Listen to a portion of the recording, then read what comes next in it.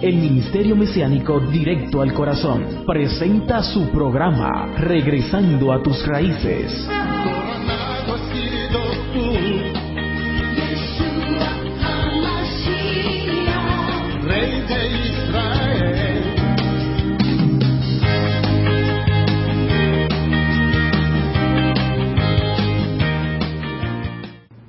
Shalom, buenos días, bienvenidos sean todos una vez más a este su programa Regresando a tus Raíces.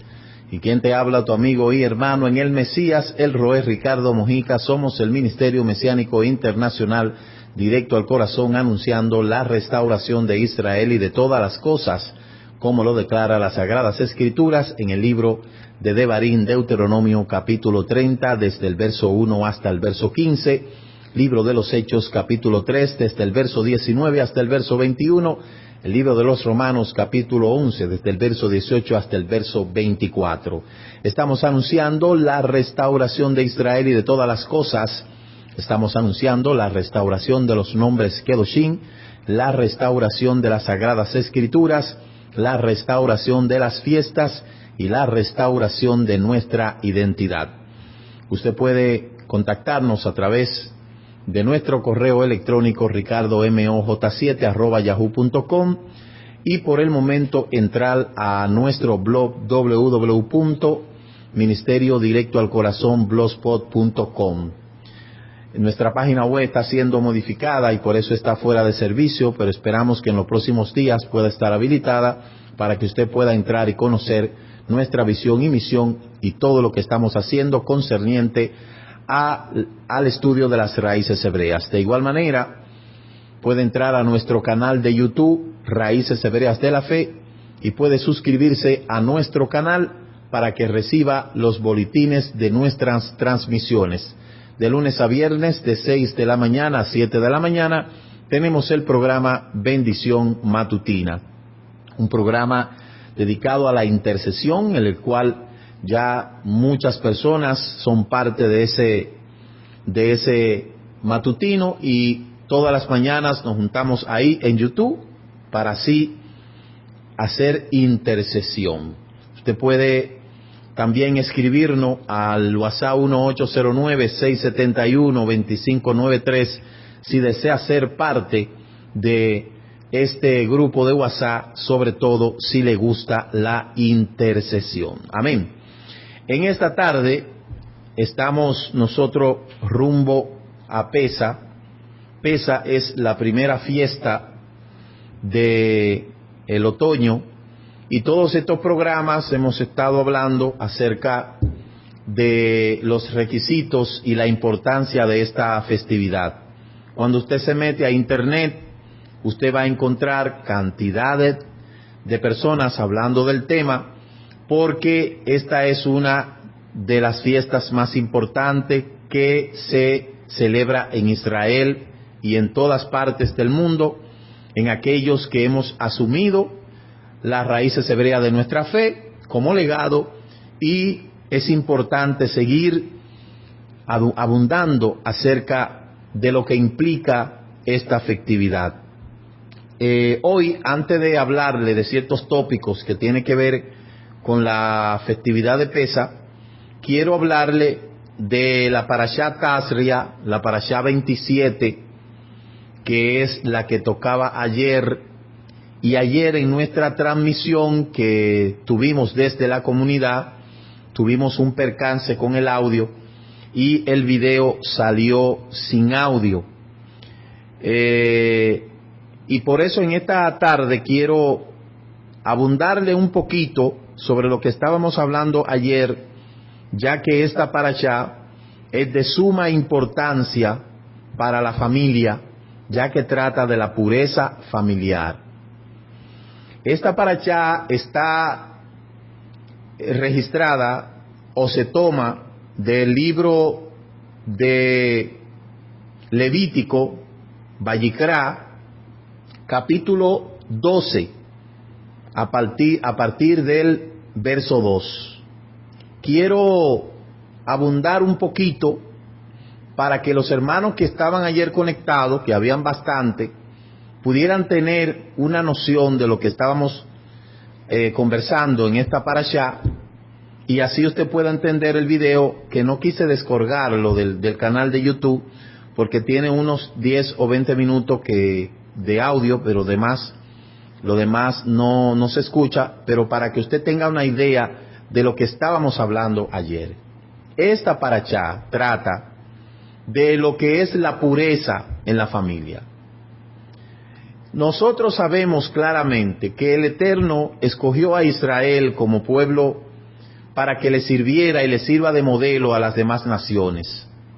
Eso lo podemos ver cuando hizo el pacto con Abraham, y bueno, ya todos sabemos la trayectoria del patriarca Abraham, el engendro de Isaac y luego Jacob, etcétera, etcétera. En esta porción que el Eterno le dio a Moshe, por eso Tazria significa ella concibe. ¿Y de qué está tratando ahí? Se está tratando del tiempo que debe de estar una mujer después que da a luz, sea hembra o sea varón. Por ejemplo, si usted busca en el libro de Éxodo, capítulo 12, verso 2, dice: habla a los hijos de Israel y dile, cuando una mujer conciba y dé a luz varón, quedará impura por 7 días, como en los días de su menstruación será impura. Aquí la escritura está estableciendo dos cosas. Primero, tipifica claramente en el caso de que sea varón, y no es lo mismo concebir y dar a luz. La concepción ocurre a las 38 semanas antes del parto normal. El momento de la concepción va a influir en el futuro del niño. Es decir, la manera en que los hijos son concebidos, eso influye de igual modo en el carácter y en la vida de ese niño. ¿De qué nosotros estamos hablando? ¿Qué es lo que la parashá nos dice? Que si dos personas tienen un niño o conciben un niño en pecado, eso va a incidir directamente en el comportamiento del individuo. Dice un proverbio judío: si la madre come ajo y el papá come cebolla, el niño no va a salir con buen aliento, a pesar de que hay raras excepciones. ¿Por qué? ¿A raíz de qué el Eterno da esta parashá? ¿Por qué? Porque las relaciones sexuales están autorizadas para personas dentro del matrimonio. Y hablábamos ayer de que esta sociedad posmoderna ha desnaturalizado por completo el contexto del matrimonio. Y por eso es que tenemos una sociedad segregada, una sociedad desvalorizada, y por eso es que en países como el nuestro se vive repitiendo el ciclo de las madres solteras y de los padres que engendran hijos como si fueran pollo, sin ninguna responsabilidad. Parte del atraso, se puede decir, que nosotros como países tercermundistas tenemos es precisamente porque se han desnaturalizado los valores. En una sociedad en que los valores totalmente se desnaturalizan, no podemos tener buenos resultados. Por eso, lo que el Eterno le dice a Israel es sumamente importante la condición espiritual del padre y la madre a la hora de concebir un hijo. Porque crean o no, eso incide en la vida del individuo. Por esta razón, le dio leyes prescritas de tal manera que los hijos puedan salir en Kedushá, aunque hay raras excepciones, en el sentido de que hay hijos que su comportamiento cambia irreversiblemente 180 grados, independientemente de que hayan sido concebidos dentro del lazo del matrimonio, independientemente de que hayan sido concebidos con un padre ejemplar, con una madre ejemplar. Cuando el individuo es adulto o la individua es adulta, definitivamente tiene la opción de elegir lo que quiere ser, y eso no tiene que ver en nada con el trabajo que el padre y la madre hayan realizado. Y de eso nosotros tenemos muchos casos. En cada familia siempre el hijo mayor o la hija mayor, no en todas las familias, siempre es el hijo que da problemas. Muchas veces viene de padres ejemplares, de padres que se dedicaron, porque yo sé que hay padres ejemplares, que han sido ejemplo para sus hijos, y han hecho una vida matrimonial, se han casado con su esposa. Sin embargo, la incidencia de ese comportamiento positivo de los padres no ha podido afectar la vida de ese niño o de ese joven o de esa joven, y el comportamiento de esa persona es totalmente opuesto a la costumbre que recibieron en el hogar. Por eso, en una frase que yo escribí en estos días, yo decía que mientras tengamos personas hablando de los hijos sin ser padre, y personas aconsejando matrimonio sin estar casado, vamos a seguir haciéndole daño a la llaga y no vamos a tener solución. ¿Por qué? Porque es muy fácil hablar de los hijos, es muy fácil hablar del comportamiento de otros hijos, pero no es fácil hablar del comportamiento que muchas veces esas personas que están hablando de tal o cual comportamiento, de tal o cual hijo, de fulano de tal, no tienen. Entonces, la experiencia te la da la práctica, y si usted no es padre, si usted todavía no sabe lo que es tener un hijo o lo que es tener una hija, pues usted tiene que hacer silencio antes de comenzar a externar ningún comentario en una red social o en cualquier lugar. De igual manera, si usted no sabe lo que es madre, lo que es parir un hijo, sea con cesárea o sea normal, usted tiene, mire, que hacer silencio. Porque solamente el padre sabe lo que es tener hijo y la madre sabe lo que es tener hijo. Por más que usted quiera entender teóricamente, entonces, la condición espiritual de los padres a la hora de concebir un hijo, eso incide en la vida de esa persona engendrada. Es lo que dice la parashá. La parashá dice que si los padres están teniendo una relación íntima en pureza, el niño es engendrado en pureza. Si alguno de los padres tiene lascivia sexual, ese espíritu es transmitido al feto en el momento de la concepción. En el futuro es muy probable que ese niño tenga problemas para dominar sus deseos sexuales, como está escrito en Primera de Tesalonicenses capítulo 4, verso 3, que dice: porque esta es la voluntad del Eterno, que nuestra santificación, es decir, se atengan de la inmoralidad, que cada uno sepa poseer su propio cuerpo, su propio vaso en santificación y honor, no en pasión de concupiscencia, como los gentiles que no conocen al Eterno. Una de las prescripciones que el Eterno le dio a Israel en el tema de la purificación familiar era esa. La purificación familiar es un tema importante que la Torá aborda por la razón de que también es parte de la vida cotidiana de un individuo que dice exaltar al Eterno.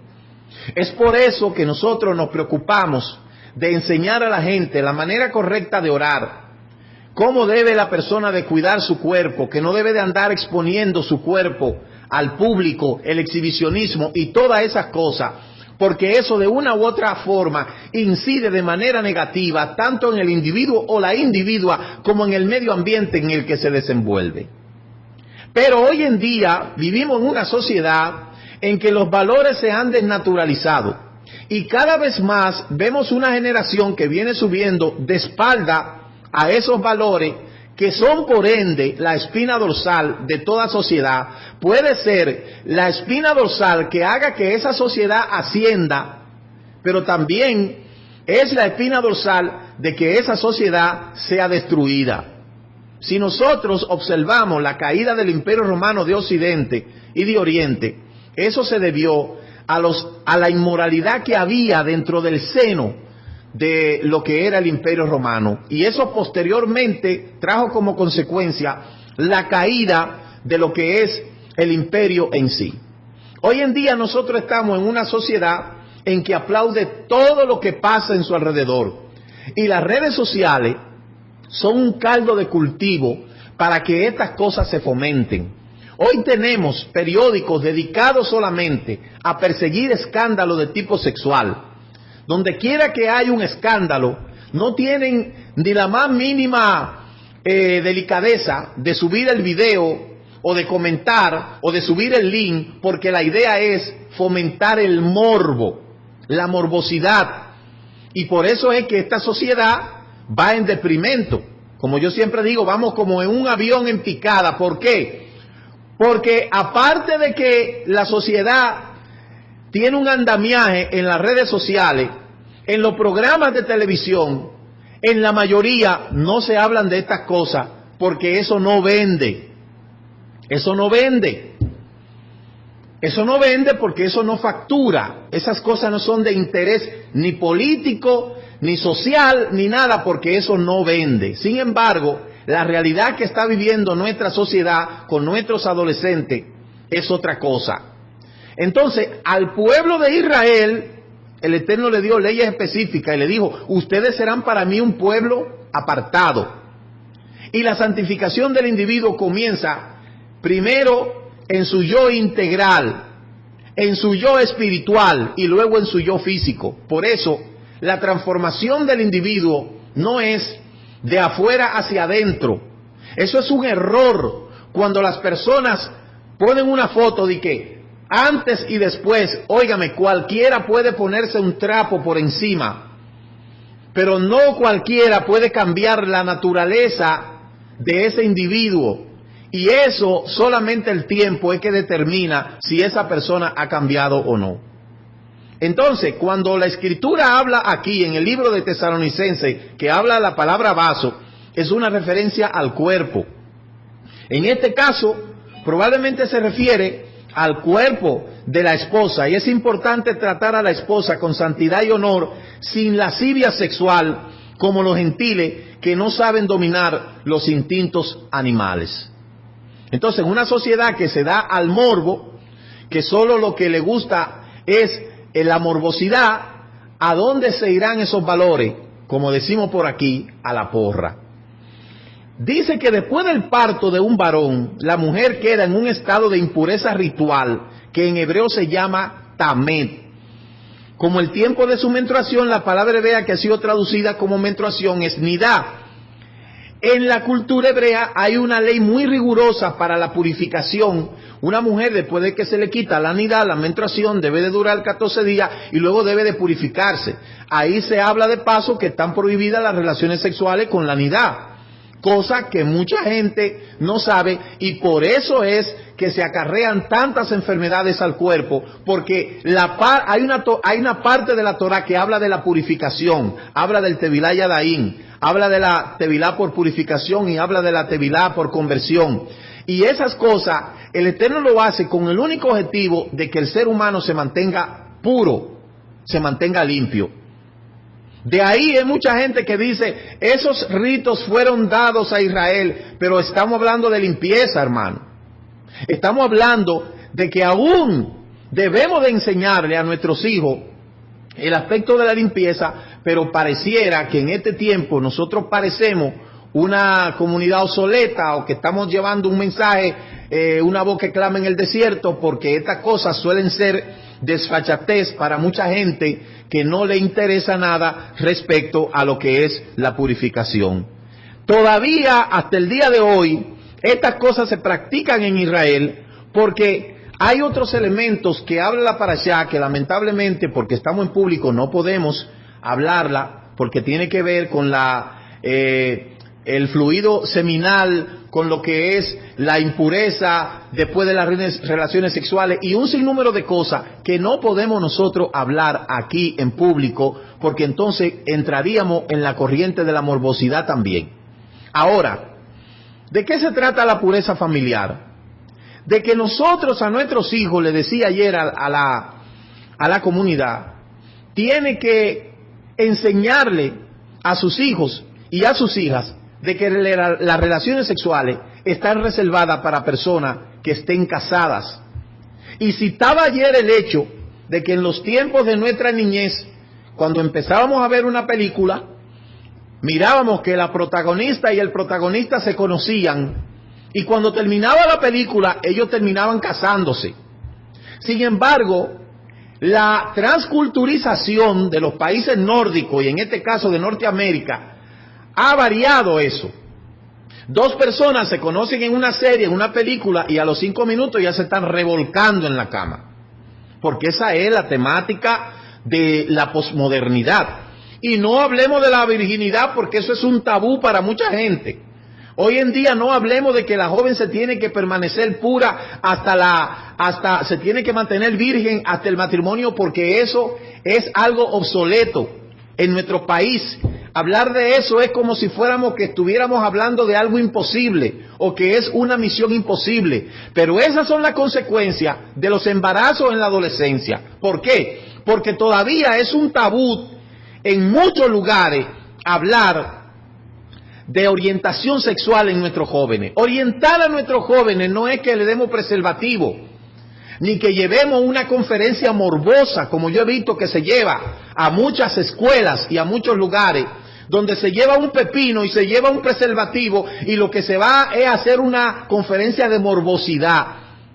Es por eso que la cantidad de madres adolescentes se incrementa cada día, que esto es un escándalo en nuestro país. ¿Sabe por qué? Porque el docente, el profesor, es un facilitador. La educación empieza en la escuela. No empieza en la escuela, empieza en la casa. La educación sexual le corresponde a los padres. Pero no podemos hablar de padres cuando en una reunión que se convoca en un plantel, se convocan a los padres y más del 70-80% no va porque no le interesa saber cómo está su hijo.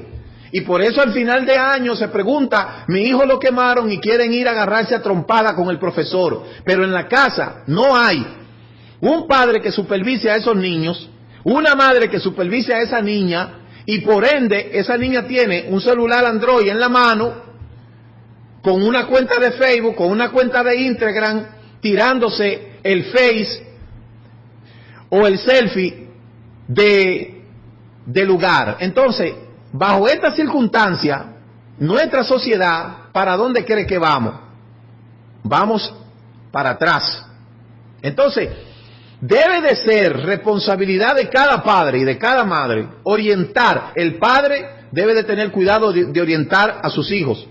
Y la madre tiene que tener cuidado de orientar a sus hijas. Pero no como hacen aquí, que usted se para un domingo y se monta en su vehículo y comienza a rodar por las calles de Higüey, y usted va a notar que de 5 de la tarde en adelante, mire cómo en las esquinas hay cantidades de mujeres con su niña en la pierna, mirándola, tomando cerveza. Y yo le hago un llamado a Conani, si es que existe Conani, dese la vuelta los domingos, por la tarde, por los principales barrios, para que usted note cómo en las esquinas y en los principales puntos donde se hace esto, hay madres sentadas en una lata con una niña de 2 años en la pierna, la mamá escuchando bachata y bebiendo cerveza. Dígame usted si eso es un ejemplo para una niña. Y sobre todo los movimientos que son sanos para el niño, pero es lo que después de la adolescencia, cuando viene a tener 12 años, ya esa niña no es virgen. ¿Por qué? Porque mire el ejemplo que tiene de la madre. Y ese es el país atrasado en el cual nosotros estamos. Entonces, la purificación dentro de la Torá es algo serio. Y eso le corresponde a cada madre hablar de ese contexto, y por esa razón le prescribe a cada madre que debe de tener esa pureza. En el caso del nacimiento de un varón, la madre queda en un estado de nidad durante los primeros 7 días después del parto. El día del parto es contado como el primer día, que solo quedará 1 hora más o menos hasta la caída del sol. Y al final del 7º día se sumerge en una mikveh para purificarse, según la enseñanza. Luego podrá unirse a su marido. Entonces, estas cosas, hablarla aquí, en público, sería yo como hablar de algo como del evangelio del futuro, porque yo sé que mucha gente no me va a entender lo que estamos hablando. Y aquí entramos en el tema de la circuncisión. Es una prescripción que a los varones, a los 8 días de nacido, se le practique la circuncisión.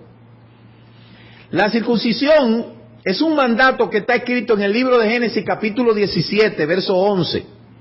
Claramente dice: será circuncidado la carne de vuestro prepucio, y esto será señal del pacto con ustedes. A la edad de 8 días será circuncidado todo varón por sus generaciones. Asimismo, el siervo nacido en su casa, que sea comprado con dinero, cualquier extranjero que no sea de su descendencia, ciertamente será circuncidado. El siervo nacido en casa y comprado con dinero. Hay cantidad de gente que habla en contra de la circuncisión, pero la circuncisión es un acto bíblico. Que si verdaderamente obedecieran lo que dice la Escritura, circuncidaran a su niño. Entonces, ¿cuál es la idea de que el niño, cuando una madre da a luz, el niño no tiene que estar muy apegado de la madre? ¿Para qué? Para que este niño no quiera una conducta femenina. Por eso, cuando da a luz varón, solamente dura 33 días. Y cuando es hembra, la niña necesita más el calor de la madre que el niño el calor de la madre. ¿Por qué? Porque cuando un niño se acostumbra a estar debajo de la falda de la mamá, imagínense qué buen marido será. Ayer hablábamos de eso. Ayer hablábamos de la desgracia que viven muchas mujeres con un hombre que no ha entendido que ya es adulto y que tiene que salir de la falda de la mamá, porque eso trae muchos problemas. Y por otro lado, las conductas homosexuales que adquieren muchos hombres, cuando usted se va al historial de ese niño, se va a dar cuenta que en la mayoría de los casos eran niños que tenían una tendencia a las cosas femeninas y la madre sencillamente no tuvo el cuidado de eso. Y hoy en día dicen tener un hombre en el cuerpo de una mujer. Entonces todas esas cosas, por eso la Torá es bien rigurosa y da una serie de mandatos para que se puedan llevar con rigurosidad y no pueda pasar esas cosas. Entendiendo claro que hablando del contexto de la homosexualidad, se ha querido tratar de justificar por toda la forma científica, neurocientífica, a través de la ciencia, diciendo que eso es justificable. Es justificable porque no hay manera de uno decirle a una persona que nació varón y él se hace sentir hembra. Es un asunto muy controversial. Pero lo cierto es que todas estas cosas, cuando hablamos en términos de homosexualidad en la Escritura dice: no te echarás con hombre como con varón. Ya si la neurociencia, si la psicología, si la psiquiatría quiere dar su opinión es otra cosa, pero la Escritura dice: no te echarás con hembra como con varón. ¿Para qué? Por eso es que tiene la rigurosidad de que el niño no esté constantemente pegado de la falda de la mamá. En el caso de las hembras, el aspecto de la purificación es otra cosa. La madre debe de conocer cuáles son los elementos que le confiere a su niña, los tiempos en que, mire, lo más terrible para una niña es que comience a tener la anidad o la menstruación y que no haya una madre ahí que le oriente, que le asesore. La mayoría de las niñas ven su primera menstruación y las madres no se dan cuenta, porque la madre está muy preocupada trabajando como para descuidar, para atender a un elemento tan importante. Y cuando viene a la niña que da su primera menstruación, ya quiere decir que es adulta en lo sexual, que aunque sus glándulas todavía no están maduras, esa niña puede salir embarazada. Y por eso es que se repite el ciclo del embarazo en la adolescencia. Porque tenemos, lamentablemente, una situación en nuestra sociedad de que muchas madres han tenido que ser padre y madre, y por eso se repite el ciclo. Ahora bien, yo le preguntaría a cada madre, como se lo pregunté ayer, a las madres que me están mirando, ¿usted le gustaría que su hija fuera una madre soltera? ¿A usted le gustaría que su hija coja la lucha que usted ha cogido y que ha tenido que ser padre y madre? ¿Usted no le gustaría ver a su hija casada con un solo hombre, en una casa estable, formando una familia? Ese no sería el deseo de cada madre. A cada padre no le gustaría ver a su hijo casado con una sola mujer y tener sus hijos con una sola mujer. No le gustaría eso a cada padre o a cada madre. Pero lamentablemente, para nosotros poder ver, tenemos que comenzar a construir desde abajo. Y eso es lo que ha causado que hoy en día no haya familias, solamente tenemos gente conviviendo, habitando en casas, no en hogares. Una casa necesariamente no es un hogar. Y eso es parte de lo que en nuestra sociedad tenemos que reconstruir, el aspecto familiar. ¿Por qué? Porque se sigue repitiendo el ciclo, madres solteras, padres solteros, ¿verdad? Y sencillamente esta sociedad sigue para atrás. Ahora, esa es nuestra preocupación en nuestra comunidad. Que cada persona que venga, sin importar el lugar, si quiere estudiar verdaderamente las cosas y quiere hacer ticún, reconocer que a lo mejor no tuvo una vida sentimental muy buena, porque el historial de mucha gente va a haber que detenerse para escribirlo, pero lamentablemente ese desorden, si no tienen en consideración esa cosa, se le va a pasar a la generación. Y por eso es que tenemos muchos lugares llenos de mucha gente, pero vaya a ver la condición espiritual de esa gente. Por eso la purificación familiar es algo tan delicado en la Torá, que invita a que todas las personas conozcan acerca de la purificación familiar, para que la familia pueda tener un historial como debe de ser, y que las futuras generaciones sean personas que verdaderamente le sirvan al Eterno como Él demanda en su Torá. La circuncisión, claramente sabemos que no viene del tiempo de Moshe, sino que viene del tiempo de Abraham. Ese es el pacto de Abraham. Quiera la gente decirlo o no, a lo único que le conviene la circuncisión es al varón, y a la hembra mucho más, a la esposa.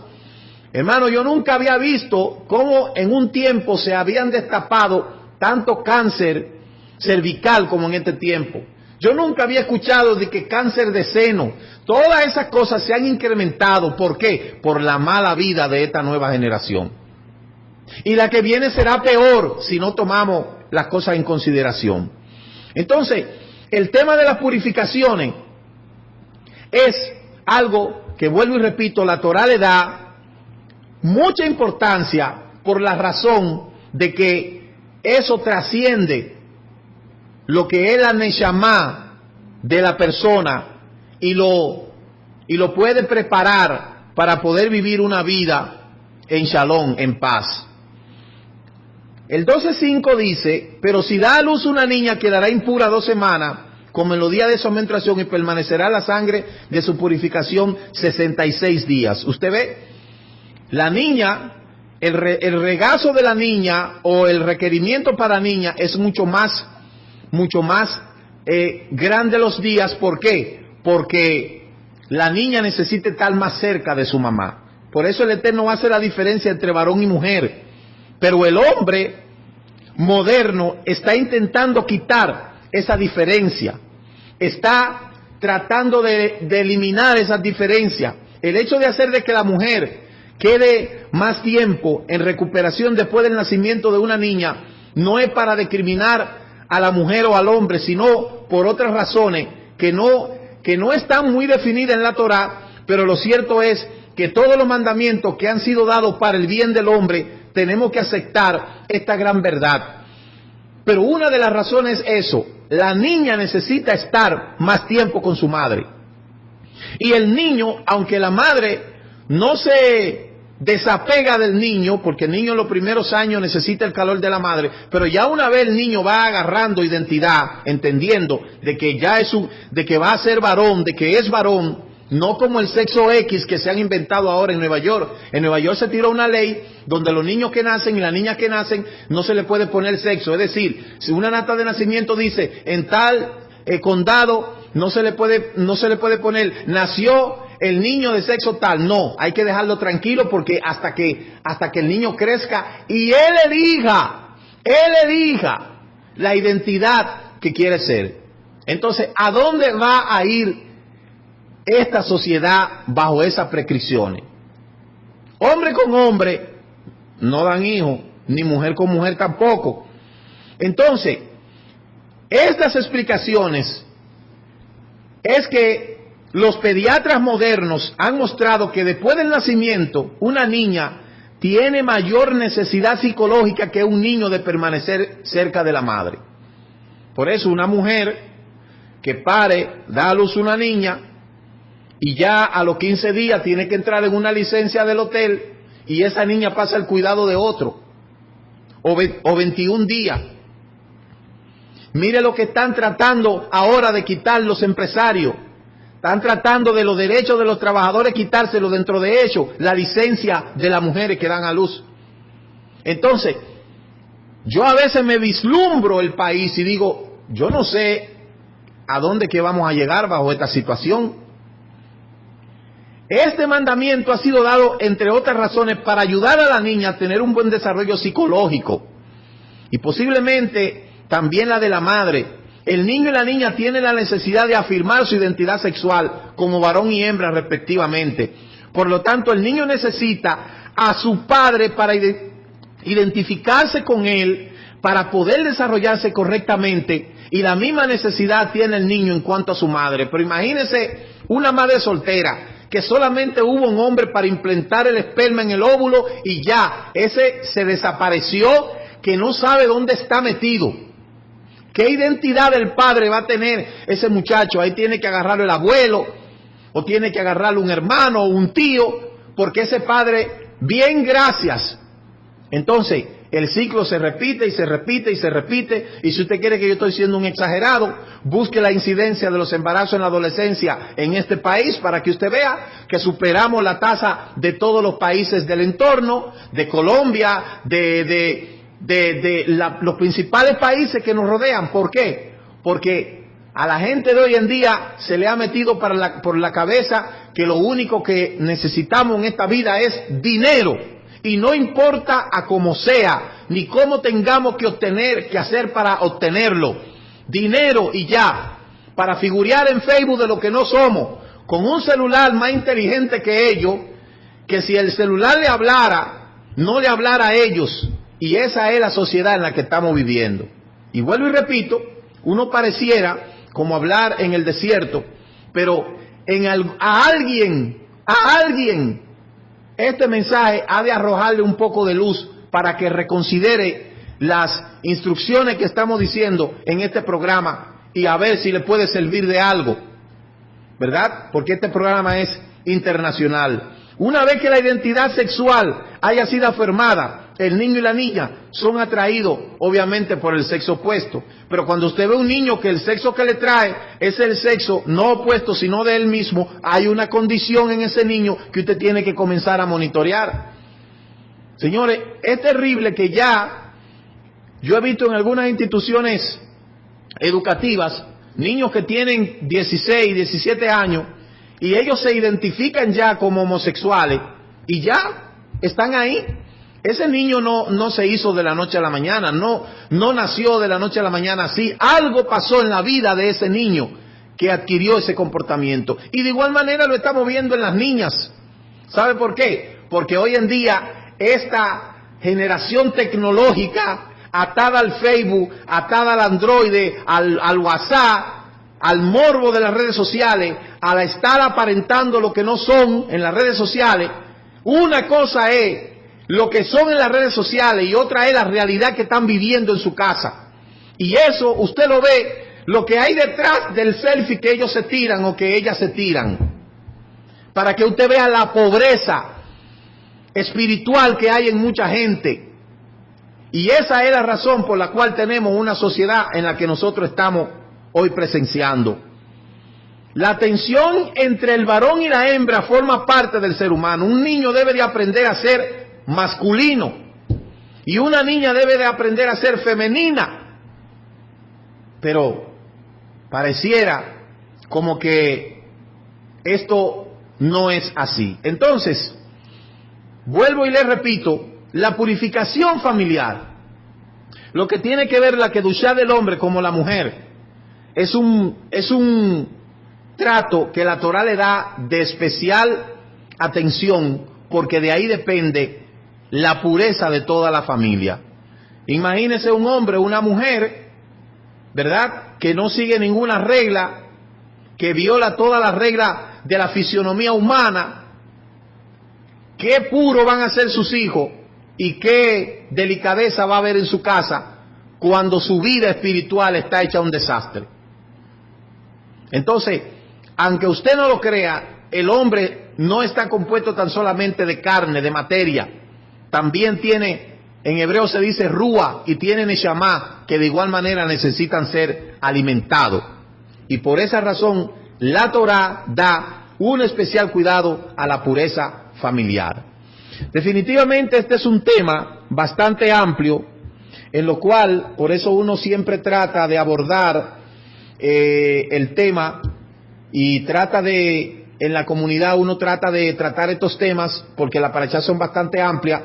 Otra cosa que trata esta parashá es acerca de la plaga de la Zaraat, que es la lepra, citando ahí lo que es en la primera instancia lo que pasó con Miriam, la hermana de Moshe, y al propio Aarón.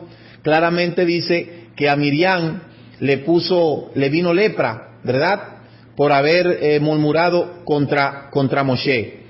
El capítulo 13 del Vayikra, Levítico 13:2 dice: cuando un hombre tenga la piel de su cuerpo una mancha clara, una mancha blanquecina o una mancha brillante, y se convierta en afección de Zaraat en la piel del cuerpo, será atraído al Cohen, a uno de sus hijos, los Cohanim.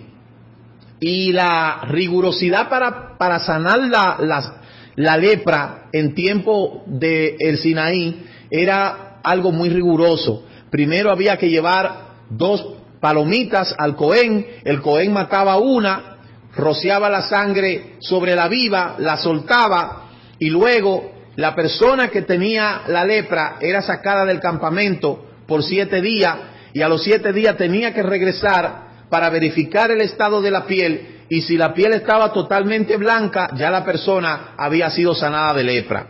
Pero también la lepra tiene un aspecto espiritual. La lepra que le vino a Miriam le vino por la lashon hará, la murmuración, la lengua, ¿verdad? Y en términos de lo que es lo físico, entonces se manifestaba como unas llagas dentro de la piel. En este tiempo ya la plaga de la lepra se cura.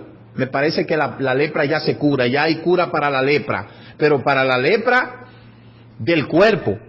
Pero no hay cura todavía para la lepra que mucha gente tiene en la lengua, ¿verdad? Que no se sujeta a esa lengua, una lengua viperina, una lengua bochinchera. El libro de Santiago, capítulo 3, verso 6, dice: la lengua es un mundo de maldad. La lengua está puesta entre nuestros miembros, y ella misma inflama la rueda de la creación, y ella misma es alterada por el infierno. Y si nosotros nos metemos a andar en esa corriente de la lashon hará, mire, no terminamos hoy en día. Entonces, la plaga de la Zaraat, ¿verdad?, contaminaba el cuerpo producto de las palabras, y por eso había un tratamiento riguroso.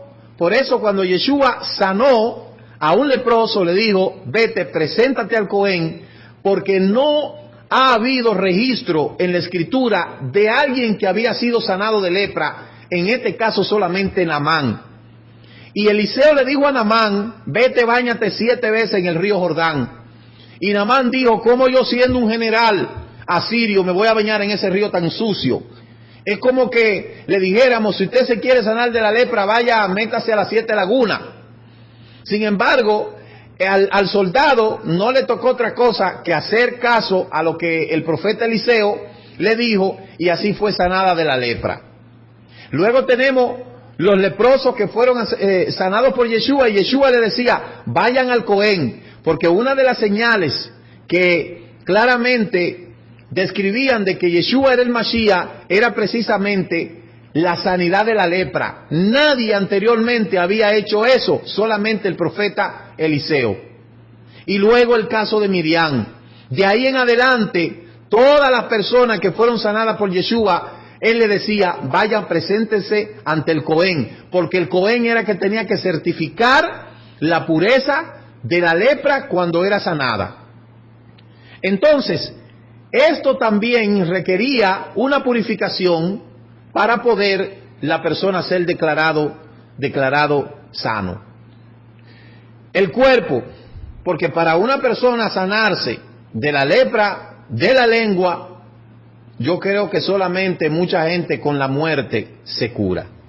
Bien, de eso hablaba la parashá. Aquí muestra la forma en que quedaba la llaga de la persona cuando era sanada de la lepra y en sí cómo era la lepra. Aquí está, lástima que no se la puedo presenciar, pero eso usted lo puede buscar en internet, la enfermedad de la lepra y la sanidad de la lepra, y se va a dar cuenta que eso tiene que ver, ¿verdad?, con lo que la Escritura talmente habla. Ya en estos minutos que me restan, solo le voy a hablar un poquito acerca de Pesa. Mire, Pesa es una fiesta que hemos estado hablando en todos estos días aquí en el programa. Es una fiesta sumamente importante que requiere de mucha preparación, pero de momento le quiero decir que Pesa no es, óigame bien, la Eucaristía de los católicos, no es la Cena del Señor de los evangélicos, ni es tampoco la tradicional Semana Santa de católico y evangélico. Eso no es Pesa. Se lo repito de nuevo. Pesa no es la Eucaristía católica, no es la Cena del Señor de los evangélicos, la galletica con vino que se toman todos los primer domingo, y no es la tradicional Semana Santa de católicos y evangélicos. Eso no es Pesa. Pesa es claramente, como declara su nombre, Passover, saltar, como lo hemos dicho claramente. Es una fiesta del Eterno, es la primera fiesta más importante de todas, es la celebración de la libertad, de la esclavitud a la libertad, es un ritual, es un memorial, es presentar el Cordero de Pesa que se dio en propiciación por nuestros pecados y tiene su fecha de celebrar. Claramente se celebra el 14 de Abib, este año cayó el 19 de abril. Luego se hace, después de la celebración, una cena festiva. Primero se lee la Agadá, que es el relato, y luego se hace la cena festiva. Desde los tiempos de Yeshua había controversia en cuanto a celebrar Pesa, pero nosotros sabemos que Yeshua celebró esa festividad anterior al 14 de Abib, como dice Lucas capítulo 22, verso 15. Ya cuando se vino a celebrar Pesa, ya Yeshua estaba en el sepulcro. Cuando todo el pueblo vino a celebrar Pesa, ya Yeshua estaba en el sepulcro, ¿verdad? Por eso, cuando él murió el 14, tuvieron que sepultarlo antes de la caída del sol, porque en ese momento era que iba a comenzar la celebración de la gran fiesta que era Pesa. De modo que cuando fue bajado de la estaca, antes de caer el sol, que fue el 14, ahí entonces todo el pueblo comenzó a celebrar Pesa, de modo que él resucitó el 17, duró 3 días. Y para aquellos que no saben eso, cuando Yeshua muere, sin importar si era Yom Sheni, Yom Shelishi, ese día era Shabbatón, porque cuando Pesa caía un día que esté en el centro de la semana, era Shabbatón. Se cree que ese Shabbatón era en el calendario gregoriano, convirtiéndolo al calendario gregoriano de hoy, fue un miércoles, de modo que duró miércoles, jueves, viernes, y en Shabbat entonces resucitó.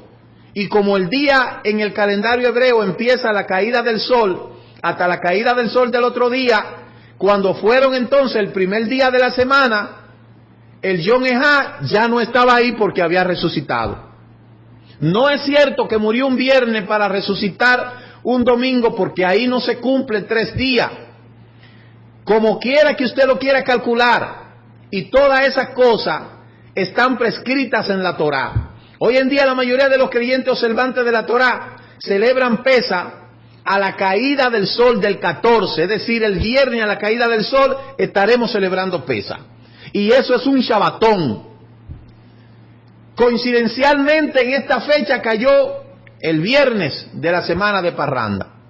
Pero nada que ver. Eso no tiene que ver con Eucaristía, ni con la Santa Cena Cristiana Católica, ni tampoco con la Semana Santa. Eso no tiene nada que ver, es totalmente opuesto. Por eso, número 1, hay que aprender verdaderamente qué es Pesaj. Número 2, quién está preparado para celebrarla. Número 3, cómo debe de celebrarse. Y número 4, qué conocimiento, qué preparación requiere el individuo, la casa del individuo y el lugar donde se va a preparar. Eso no es una fiesta cualquiera, eso es una fiesta sagrada, de las más sagradas, tanto así que el mismo Shaul dice que aquel que la vaya a ingerir tiene que revisarse. Pero no es esa galletica con vino que dan la gente, no es eso, no es a eso. Se está hablando que hay una semana de preparación, se debe de sacar el hamet de nuestra vida. El hamet es levadura, es el pecado. Por eso hay una semana de tevilá, hay una semana de limpieza, hay un día de aún los primogénitos ayunar. Y se debe de preparar bien con antelación donde se va a celebrar la cena, ¿verdad? Por eso el mismo Mashiach instituyó estas cosas y por ende, claramente tenemos que hacerla como Él lo hizo. Un elemento indispensable para cada varón es que ningún incircunciso comerá de ella, dice la Escritura. Eso nosotros lo vemos en el libro de Éxodo, habla claramente, en el libro de Levítico, ningún incircunciso comerá de ella. Asimismo dice en 1 Corintios 17:20, que hay que ponerlo en el contexto y verificarse, revisarse a sí mismo. Eso no está hablando de la galletica con vino, ni la Eucaristía, porque eso fueron copias mal hechas que se hicieron del Pesaj, de la Torá, para luego inventar otra cosa. Y hoy nosotros podemos ver lo nutrido que es el tener ese conocimiento. ¿Por qué un incircunciso no puede comer Pesaj? Porque la incircuncisión es un estado de impureza que en un creyente de Yeshua no puede existir. Y es por eso que aún cuando usted lee el libro de Apocalipsis, capítulo 21, verso 27, dice claramente que nada impuro, ningún incircunciso entrará en la nueva Jerusalén que descenderá del cielo. ¿Por qué? Porque a usted le enseñaron la salvación mal, a usted le dijeron que la salvación es cualquier cosa, pero no es así. Todo aquel que ostenta la salvación que está prescrita aquí en la Torá, en el texto hebreo, debe de tener una preparación, debe de comenzarse a preparar. No es que de la noche a la mañana ya usted va a ser salvo, no es así. Eso fue lo que las religiones inventaron, porque las religiones inventaron 3 cosas. Número 1, que para usted ser salvo solamente tiene que ir a la iglesia 24 horas al día. Número 2, que usted solamente tiene que diezmar. Y número 3, usted nada más tiene que ofrendar y ya. Pero no es así. Por eso es que el estándar de las raíces hebreas no es igual que el de las religiones que andan por ahí. Es por eso que las cosas hay que aprenderlas como son. Hay que celebrar Pesaj, sí, pero hay que prepararse. Hay que prepararse, obviamente. ¿Por qué? Porque esto no es una fiesta cualquiera. Claramente, dentro de la semana de Pesaj se celebra una semana de Matzah, que es una semana sin comer nada que tenga leudado. Hay una lista de alimentos que se pueden comer y no se pueden comer, que se la vamos a estar subiendo a los diferentes grupos que tenemos el próximo lunes. De este que viene, el otro lo vamos a estar subiendo, porque todavía nos queda una semana de preparación. La Escritura habla en el libro de Levítico 23:17, que habla de lo que es el hamet. El hamet es la levadura. Y todas estas cosas hay que tratarlo de manera individual, cosa que en una hora es muy difícil que nosotros podamos agrupar todo esto. Moshe le dijo al pueblo, en este día en el cual saliste de Egipto, de la casa de esclavitud, porque con mano poderosa el Eterno lo ha sacado de aquí. Por eso no comerá nada leudado, dice Éxodo capítulo 13, verso 3. Por eso es que inmediatamente celebramos Pesa el 14, del 15 al 21 tenemos 7 días sin comer nada leudado. ¿Qué es el leudado? La fermentación, la mezcla que se hace de la harina. Y por eso es que en todos esos días no se puede comer hamet. La fermentación se produce por estar alguno de estos cereales en contacto con agua al cabo de 18 minutos. Por eso, los ejemplos de hamet son pan, pasta, producto de pastelería, galletas, fideos, algunos alimentos, el whisky, la cerveza y todo lo derivado del trigo. Eso crea hamet. ¿Cuáles son esos? Por ejemplo, el trigo, el centeno, la cebada, las avenas, el esperta, el farro, los cereales, muchos de ellos que contienen este tipo de levadura. Y por eso tenemos que prepararnos para esa festividad. Vuelvo y repito, hay muchas indicaciones que hay que tomar en cuenta para esta festividad. Por eso yo le aconsejo a las personas que me escriben constantemente, yo le aconsejo que no se ponga a buscar un ceder por ahí en YouTube ni en internet ni nada de eso, y usted no se ponga a inventar para que no le venga juicio a su vida. Porque inclusive Shaul dice que aquel que toma esa festividad sin estar preparado puede hasta morir. Porque esto no es cualquier cosa, aunque por ahí la hayan cualquierizado. Yo, como cabeza de Quejilá, tengo mucho cuidado en estas cosas para no cometer ningún error.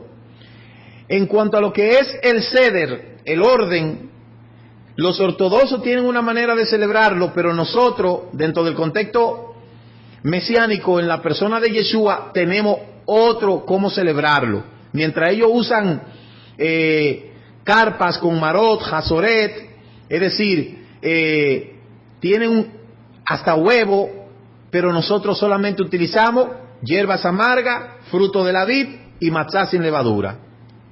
Listo. No tenemos que usar cordero porque el cordero nuestro es Yeshua. El maror, que se dice en hebreo maror, esas son las hierbas amargas.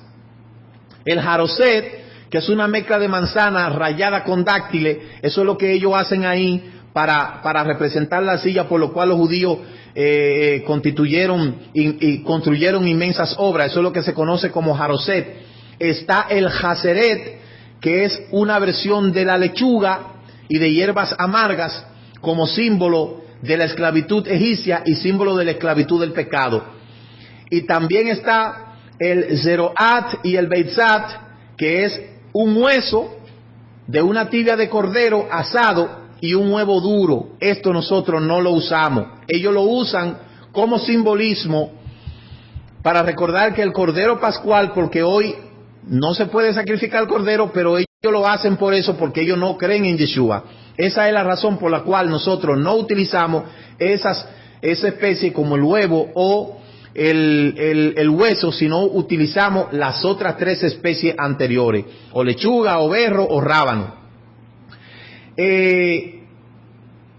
Esto tiene varios significados, porque claramente sabemos que en el libro de Éxodo, capítulo 6, verso 6, dice: di por tanto a los hijos de Israel, yo soy el Eterno tu Elohim, que te saqué debajo de las cargas de los egipcios, yo lo libraré de su esclavitud, yo lo redimiré con brazo fuerte extendido y los tomaré. Y por eso es que se usan 4 copas.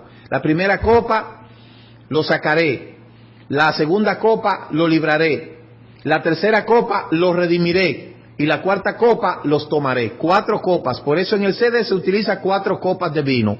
Ahora, en la tercera copa, que usted ve que Yeshua dijo, esto es señal del Brit Hadashah, esa es la tercera copa, y esa tercera copa se llama redención. Por eso le digo que esta festividad es sumamente delicada, y por ende hay que tener una rigurosidad muy compleja para poderla celebrar de tal manera que le sea de provecho a la asamblea y no que le sirva de juicio. Amén. Creo que hasta aquí hemos llegado por el día de hoy. Quisiera seguir hablándole, pero tenemos definitivamente que cumplir con el horario establecido. Así es que téngale muy presente lo que hemos tratado en este programa. Usted lo detiene, usted lo repite y capte mucho lo que hemos enseñado en este programa, porque yo sé que será de mucha bendición para todos ustedes en las naciones. Que el Eterno le bendiga, que el Eterno le guarde y nos vemos mañana en nuestro canal de YouTube Raíces Hebreas de la Fe con nuestro programa Bendición Matutina. Hasta la próxima.